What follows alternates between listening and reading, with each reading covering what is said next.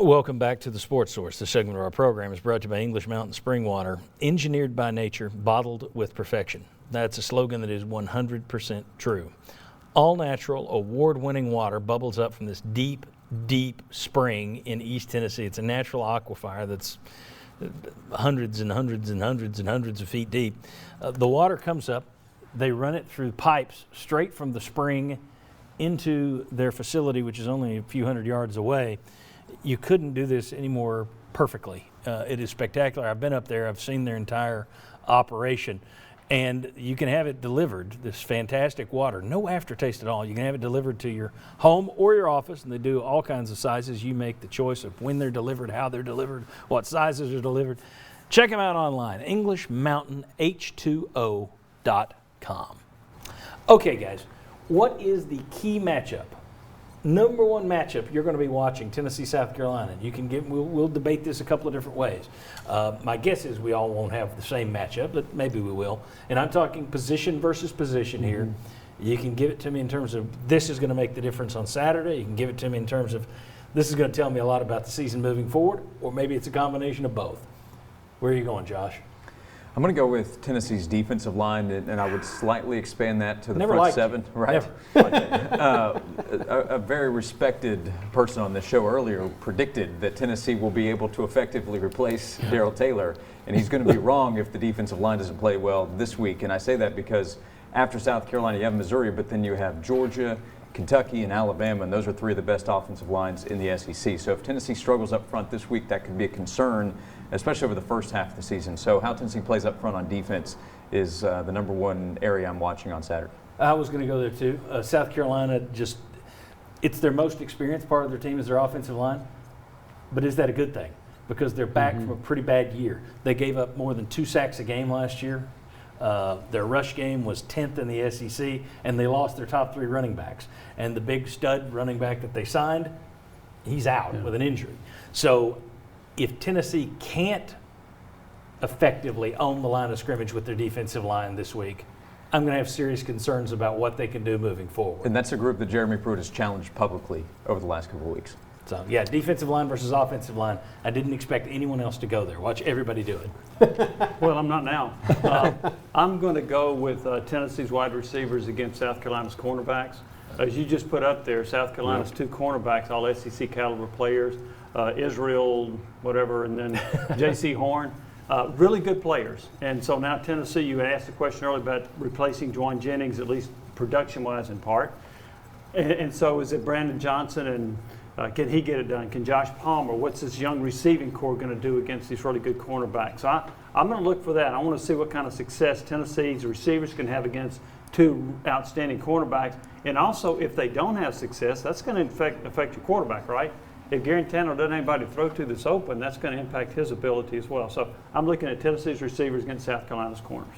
You're taking the answers I've gotten written down here. I think it's going to be rushing yards. I think this is going to be a smash mouth. So you're thinking offensive line for Tennessee versus their defensive line?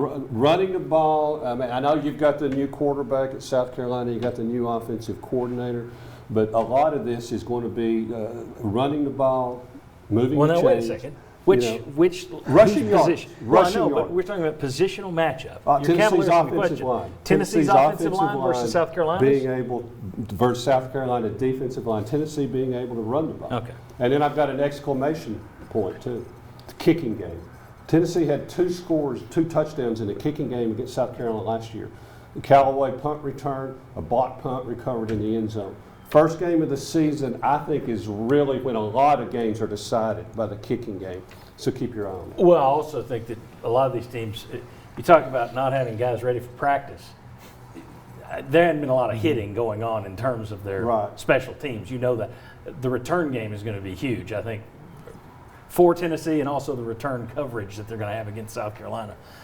Let's get to Tennessee's offensive line.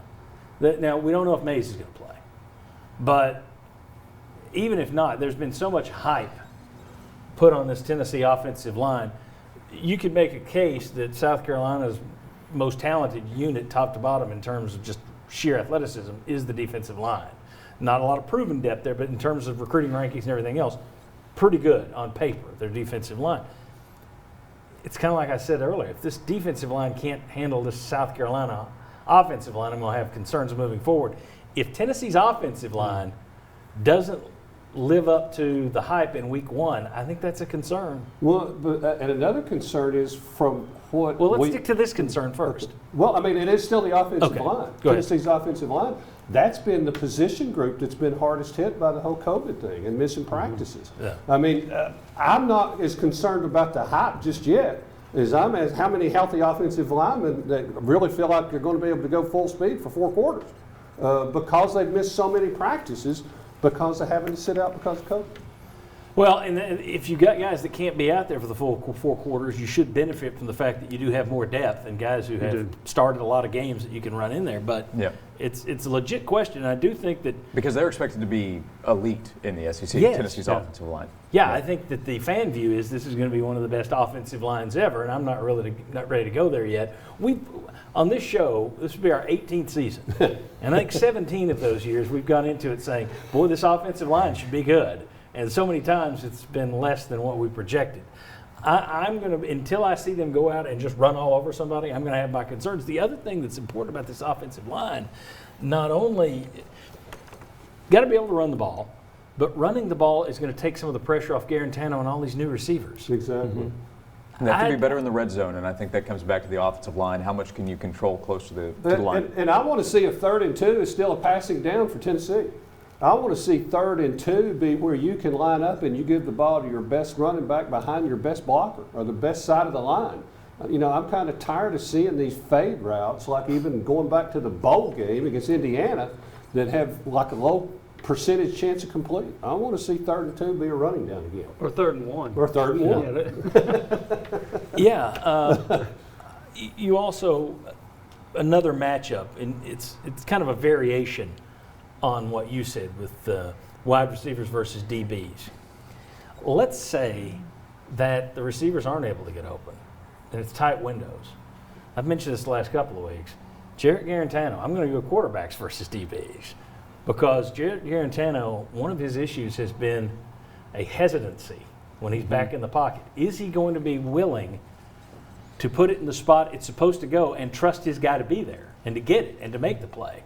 There were times last year when he didn't do that, when it's almost like, okay, I know what I'm seeing, but wait, that's last year's offense. It was just a split second, and it's the difference between a completion, an incompletion, and interception. I wonder if, with new receivers running around out there, good defensive backs on the other side of the ball, is he going to be willing to let that thing fire, to just drop back and wing it? I don't want him to be a gunslinger, but at the same time, he's got to have a little bit more confidence in, hey, I'm in my 23rd year here at Tennessee. The ball's going here, and I'm going to let it go. And if Hyatt or Velus Jones or Brandon Johnson isn't there, that's on them.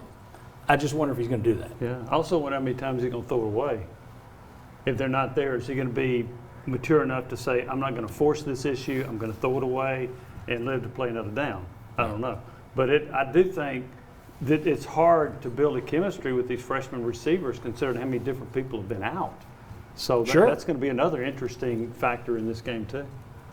That may be, if you had one big concern through all of this, and I'll start so nobody can take mine this time. That's it. For me, the biggest concern is the pass game due to the COVID stuff. Because Garantano has been up and down, as Chuck mentioned. There are times where he's just not consistent, times when he's slow to throw the ball, times when you're not sure what he's reading. And now he's got all these different receivers out there. He doesn't have the Juwan Jennings that we spoke about earlier, doesn't have Callaway, doesn't have Dominic Wood-Anderson.